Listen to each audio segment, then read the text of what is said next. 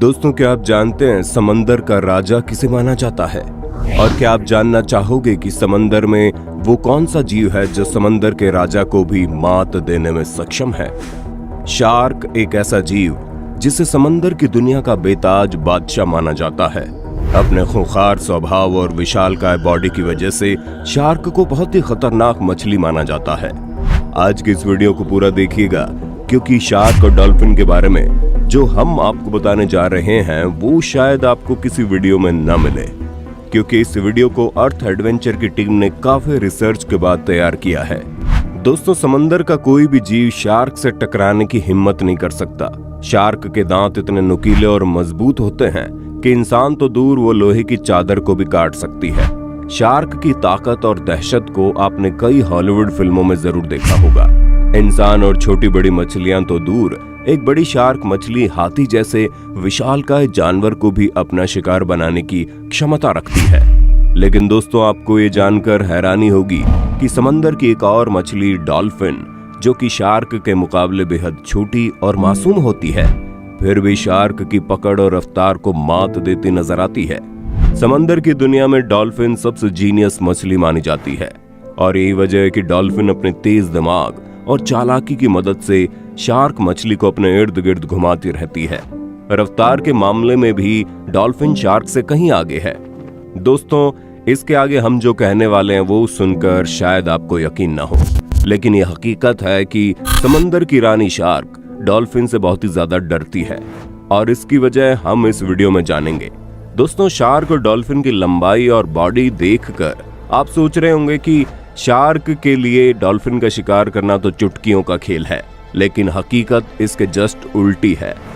दोस्तों, जिस तरह के इंसान छोटे छोटे जहरीले कीड़े मकोड़ों से डरता है, ठीक उसी तरह समंदर की रानी शार्क भी छोटी और मासूम डॉल्फिन मछली से डरती है। डॉल्फिन की फुर्ती और लचीलापन।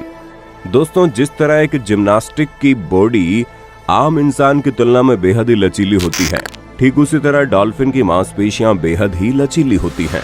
शार्क के मुकाबले डॉल्फिन की हड्डियां भी बेहद लचीली होती है।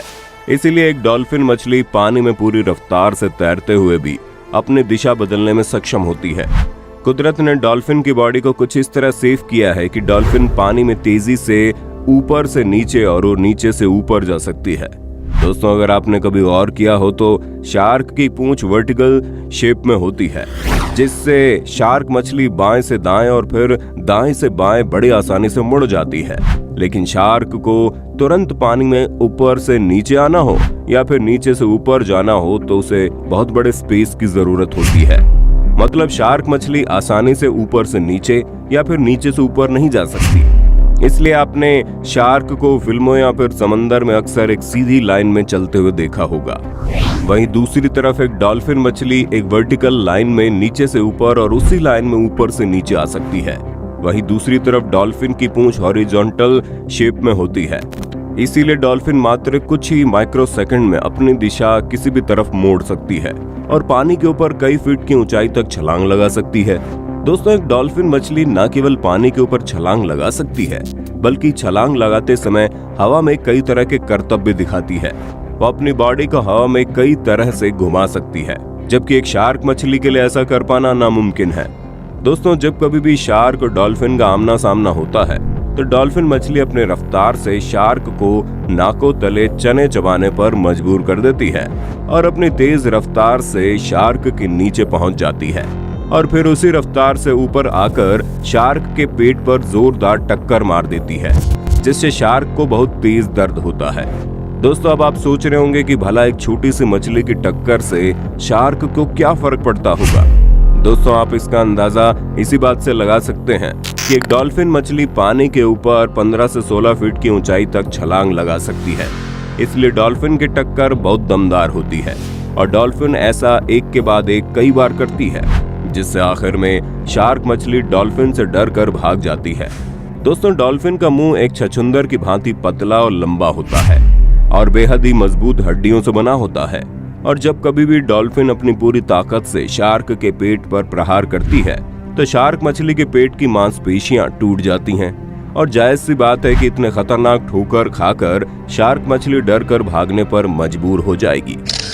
समूह में रहना। डॉल्फिन मछली अपने पूरे परिवार के साथ समूह में रहना पसंद करती है, जबकि शार्क मछली अकेले रहना पसंद करती है। और जब कभी भी शार्क का आमना सामना डॉल्फिन से होता है तो एक साथ कई सारी डॉल्फिन मछलियां शार्क पर टूट पड़ती हैं और कई बार बहुत सारी डॉल्फिन मछलियां मिलकर शार्क की जान भी ले लेती हैं।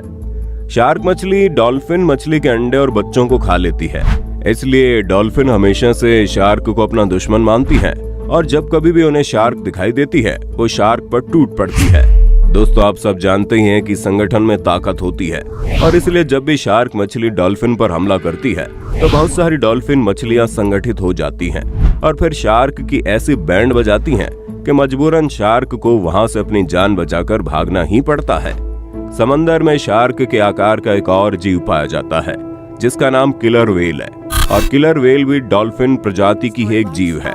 इसलिए अक्सर देखा जाता है कि किलर व्हेल डॉल्फिन मछलियों के झुंड के आसपास ही पाई जाती है और जब कभी भी शार्क मछली डॉल्फिन मछलियों के समूह पर हमला करती है तो किलर व्हेल भी डॉल्फिन मछलियों के समूह की सहायता करती है और शार्क को आड़े हाथों लेती है। किलर व्हेल का शरीर शार्क से बड़ा और भारी होता है। जीनियस मछली। दोस्तों, जिस तरह जंगल का राजा शेर को माना जाता है उसी तरह समंदर की दुनिया में शार्क का पत्ता एक तरफ चलता है, लेकिन डॉल्फिन को समुद्री दुनिया का सबसे होशियार और समझदार जीव माना जाता है।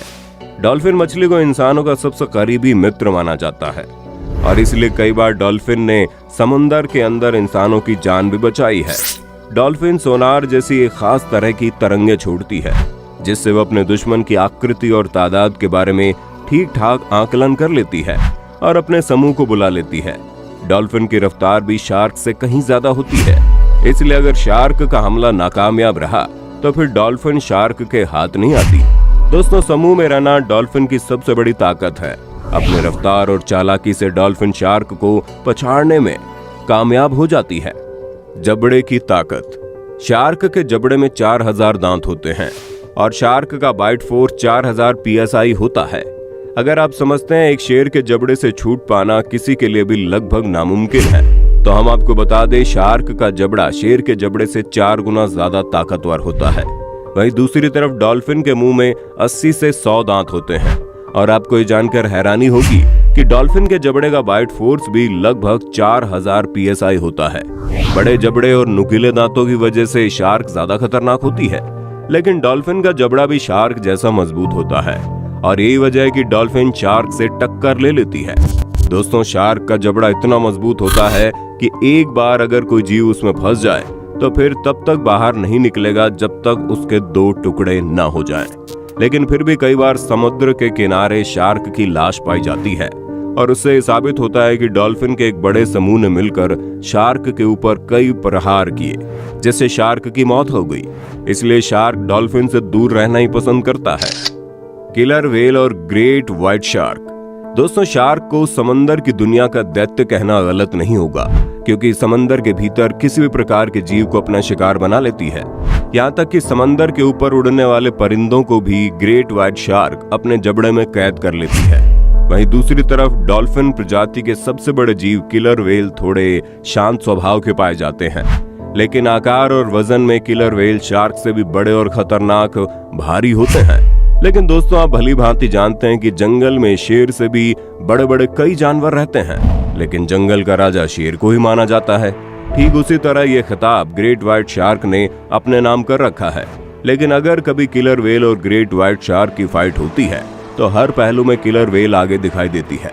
किलर व्हेल की सबसे बड़ी ताकत यह है कि वो पानी के अंदर किसी भी प्रकार के एटमॉस्फेयर में रह सकती है, जबकि ग्रेट व्हाइट शार्क कुछ स्पेसिफिक जगह पर ही पाई जाती है। दोस्तों, अक्सर किलर व्हेल पानी के बाहर जाकर भी अपने शिकार पर अटैक कर देती है।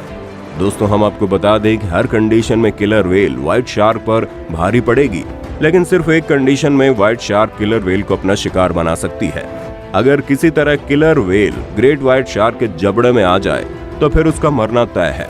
लेकिन किलर व्हेल की चालाकी और रफ्तार की वजह से वो कभी भी व्हाइट शार्क के जबड़े में नहीं आती।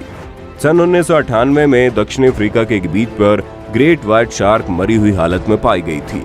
इसकी लंबाई करीब 15 फीट थी। बाद में बहुत सारे साइंटिस्ट ने रिसर्च करके पता लगाया कि समंदर के अंदर इस मरी हुई ग्रेट व्हाइट शार्क और किलर व्हेल के बीच फाइट हुई होगी।